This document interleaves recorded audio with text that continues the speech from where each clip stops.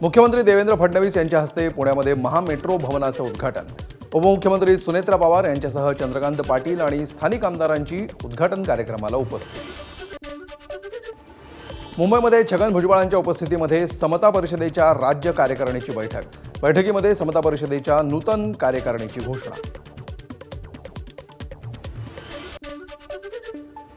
नाशिकमध्ये सकल मुस्लिम युवकांच्या वतीनं जनजागृती अभियान। काल नितेश राणेंनी केलेल्या वक्तव्यानंतर नाशिकमध्ये एकोपा टिकून राहावा यासाठी अभियान।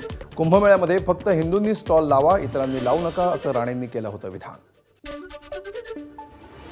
मुंबईतील आझाद मैदानात उद्यापासून धनगर आंदोलक दीपक बोराडेंचं उपोषण। आम्हाला अटक करण्याचा प्रयत्न केला तर मुंबईमध्ये काय होईल सांगता येणार नाही, दीपक बोराडेंचा प्रशासनाला इशारा। ॲट्रॉसिटी कायद्यामध्ये कोणताही बदल होणार नाही, कायद्यामध्ये बदल केला जाणार असल्याचा काही लोकांकडून गैरसमज। विधानसभेमध्ये त्याबाबत निवेदन देणार, सामाजिक न्यायमंत्री संजय शिरसाट यांची माहिती।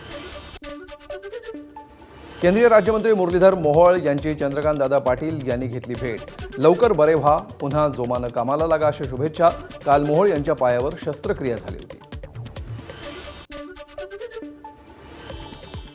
धुळे जिल्ह्यातील कुसुंबा गावामध्ये जिल्हा परिषद सदस्य किरण शिंदेंवर प्राणघातक हल्ला।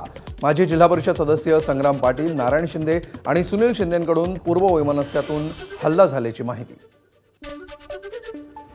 नववर्ष स्वागत समितीच्या वतीनं गुढीपाडवा शोभायात्रेची पनवेलमध्ये जय्यत तयारी। यंदा युवानाद ट्रस्टतर्फे ध्वज लेझिम ढोल पथकामध्ये 150 मुलं सहभागी होणार असल्याची माहिती।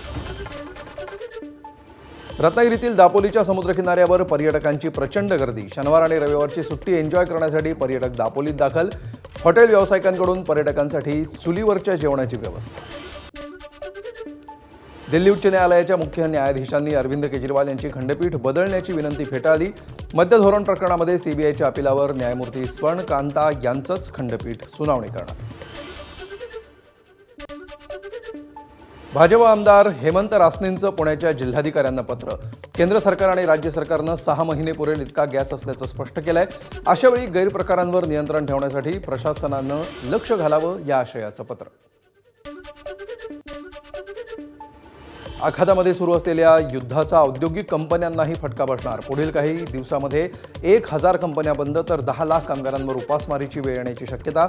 स्मॉल स्केल इंडस्ट्री असोसिएशनच्या अध्यक्षांची माहिती। नागपूरमध्ये आमदार निवासातील कॅन्टीन लवकरच बंद होण्याची शक्यता। सिलेंडरच्या कमतरतेमुळे कॅन्टीन बंद करावं लागेल, व्यवस्थापकांची माहिती।